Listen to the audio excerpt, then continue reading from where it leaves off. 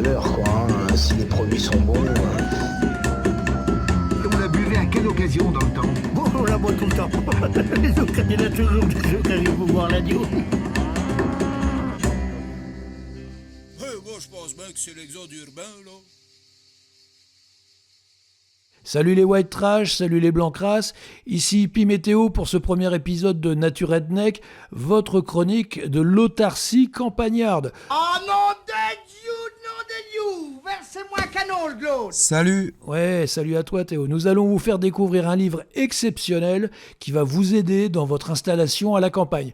Nature Redneck est un nouveau programme de Radio Grand Torino. Au passage, découvrez, alors si c'est pas déjà fait, le premier épisode de notre merveilleux magazine des cultures populistes, Pavillon de chasse. Je vous mets tout ça dans la description, comme dirait Florian Philippot. Tous ces liens se trouvent sous la vidéo en description et c'est défiscalisé aux 2 tiers pour vous. Ouais, alors bon, je souhaite rendre hommage à un grand ami, le père Lorette, qui est décédé le 30 mai sur son exploitation agricole. Alors le père Lorette qui m'a accueilli avec sa femme à La Réunion quand je suis arrivé. Plus tard, il mettait mon fils sur le tracteur quand il avait 3 ans. Celui-ci qui me disait dernièrement, papa, je vais partir au Piton des Neiges pour aller parler à papy, en faisant son petit baluchon parce que je lui ai dit que papy Lorette était monté au ciel.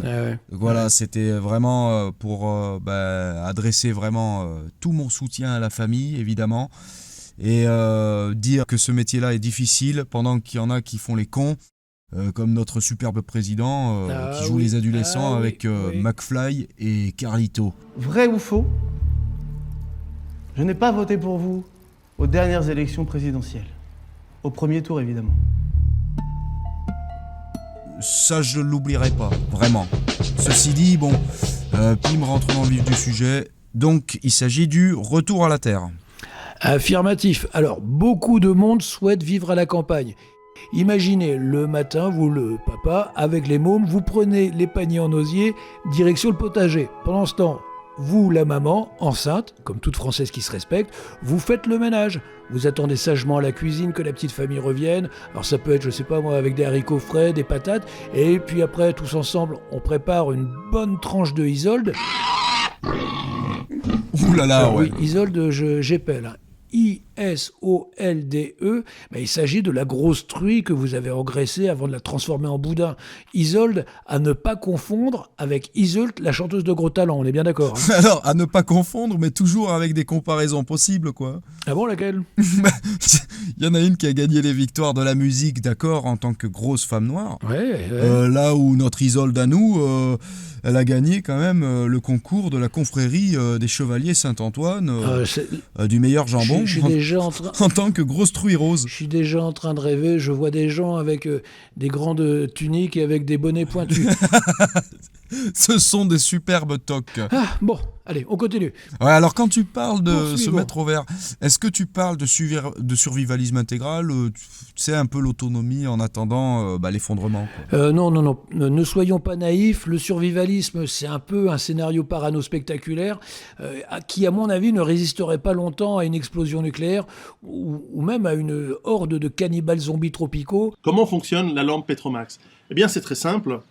Elle fonctionne avec du pétrole. Mon maître au vert à moi, ce n'est pas le survivalisme, ce n'est pas non plus la solution zadiste. Hein. Franchement, qui a envie de squatter un champ entre 2 joints et des coups de matraque de CRS, bon... Tout ça assis sur un toilette sèche avec des dreadlocks et en écoutant du Raga Dancehall. La solution, la vraie, elle est bien française. Le grand Manitou du retour à la Terre, on l'a oublié bien sûr, c'est le maréchal Pétain. Le maréchal dont le potager était impeccable, sans mauvaises herbes, des clôtures bien entretenues, pas une taupe, pas un insecte parasite. Je fais à la France le don de ma personne. Alors c'est vrai, au tout début, il avait trouvé dans son potager une grosse Wehrmacht, et après, il a quand même fallu beaucoup travailler pour redresser la situation.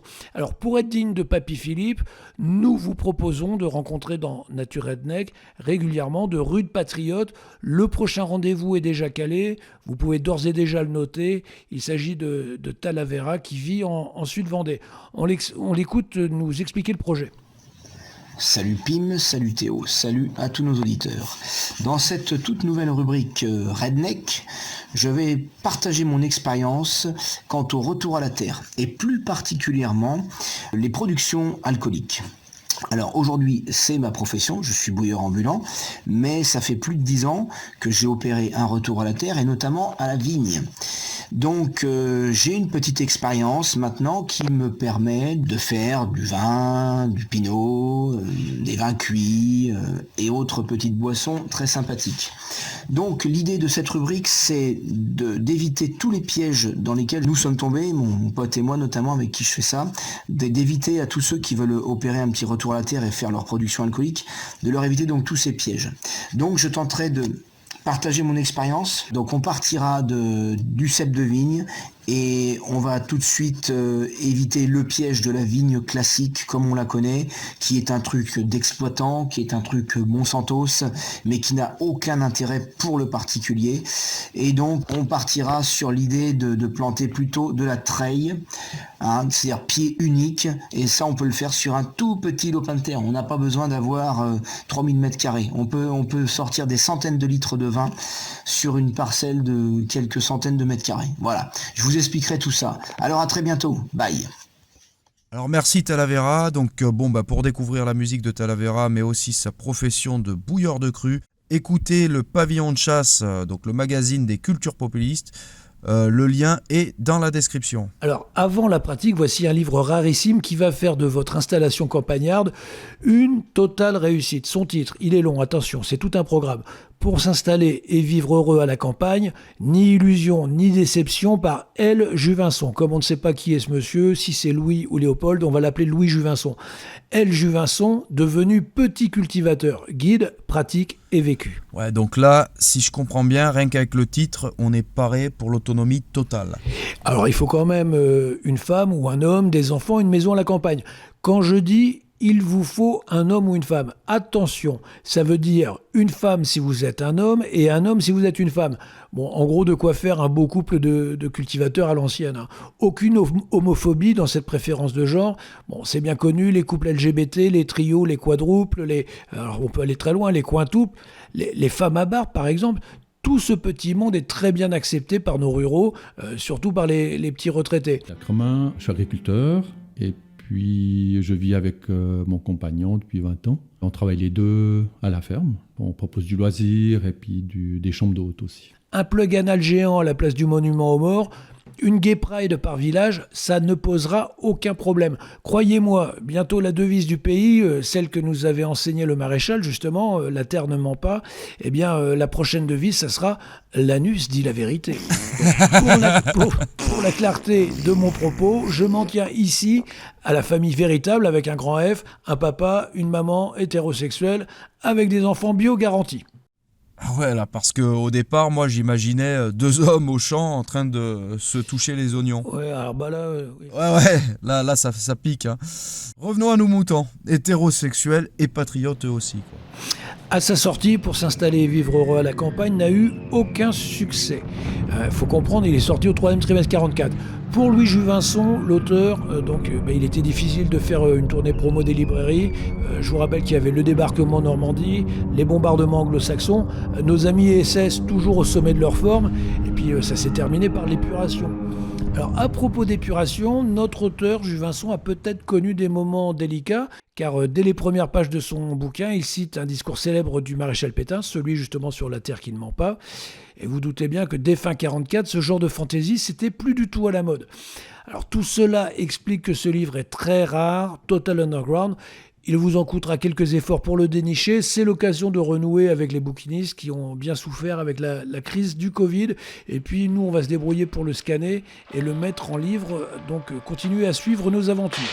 Alors bon, là quand même on est en 44, c'est pas le Covid, c'est la guerre. C'est un peu tout comme Macron l'a dit. Le début des heures les plus sombres pour le nazisme. Ah bah oui. Est-ce que le bouquin reste néanmoins d'actualité ? Oui et non. Par exemple, l'auteur vous propose de vous faire embaucher dans une profession campagnarde tout en bossant pour votre compte, le temps de devenir autonome et de faire venir votre petite famille. Alors la liste des métiers fait rêver, charretier, vacher, berger, bouvier, alors c'est celui qui s'occupe des bœufs, porcher, homme de cour, valet de ferme. vous ne tiendrez évidemment pas compte de ces propositions. Dès l'après-guerre, la mécanisation à outrance a repris de plus belle et le rêve du maréchal, enfin vous voyez son rêve, d'une campagne régénérée, une harmonie bucolique entre propriétaires et hommes de peine, tout ça a été déporté direct dans la galaxie Shalom 498, oublions. Ouais, alors, bon là je récapitule.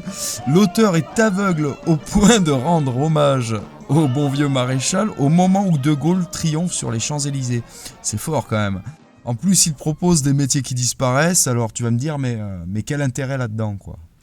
Alors, passé ces quelques erreurs d'appréciation, Juvinson entre vraiment dans le vif du sujet. Quelle terre choisir? Quelle superficie? Quels soins apporter au potager? Comment organiser une pépinière? Ah ouais. Quelle différence entre un verger et un jardin fruitier?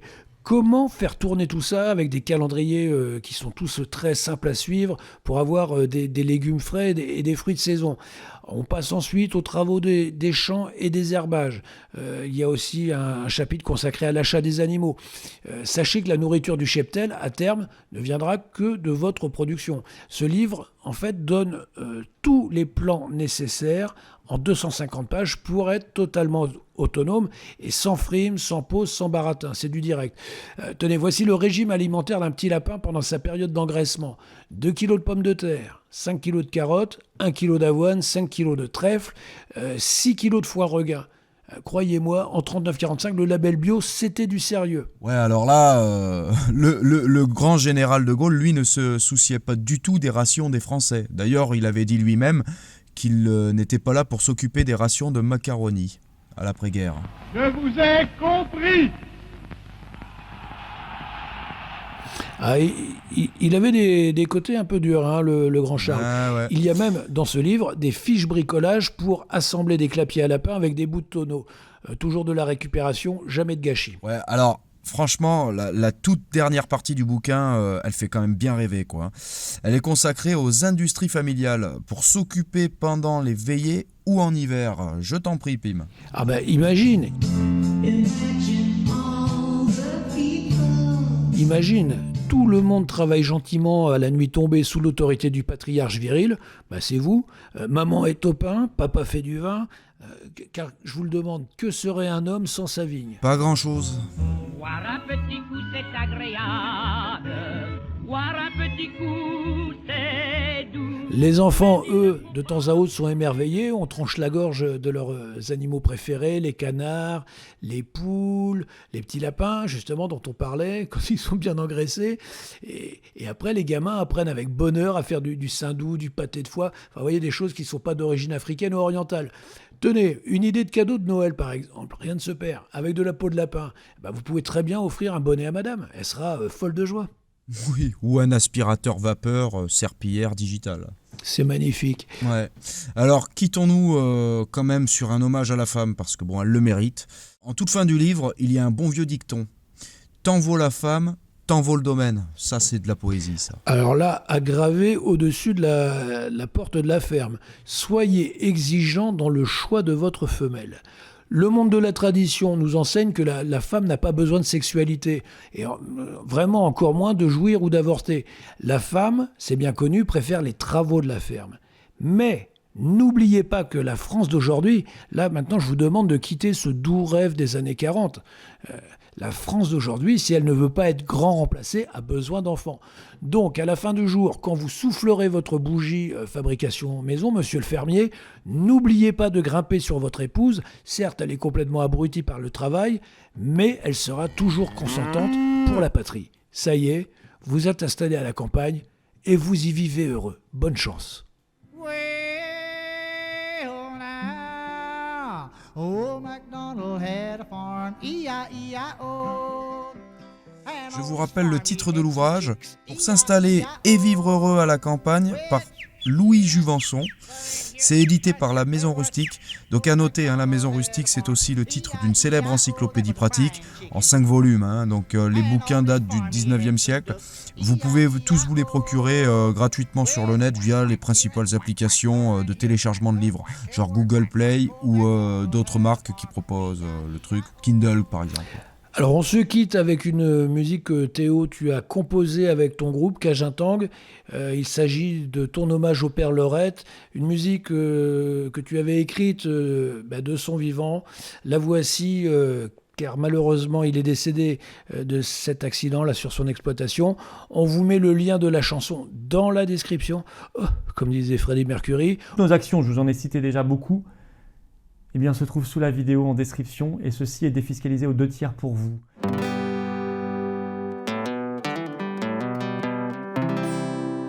Hommage aux gens de la Terre de France. N'oubliez pas, dans le prochain épisode de Nature Redneck, comment fabriquer votre vin à la maison avec notre spécialiste maison également, Talavera.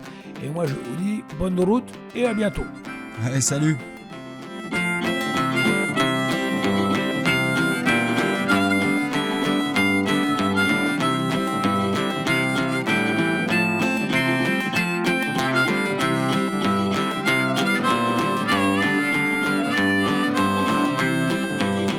In the middle of chaos to the 400 line, I saw a way, oh yeah, the ranger's dead. On his tractor, he cut in his hand. They're down the hill with the blue sky. I feel so good, yeah, to spend my time here. I feel so good, of the guitar in my heart. I feel so good, yeah, to spend my time here. To the Loret's farm.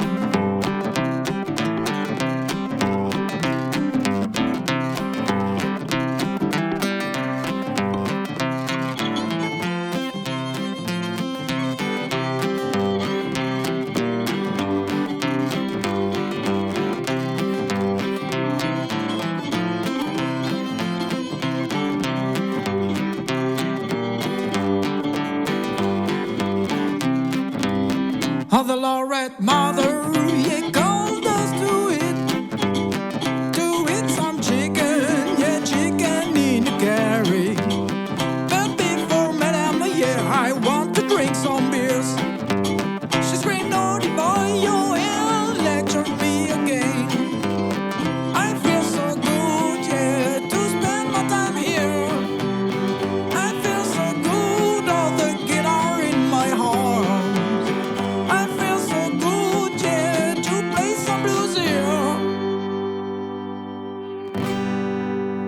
To the Loret's farm.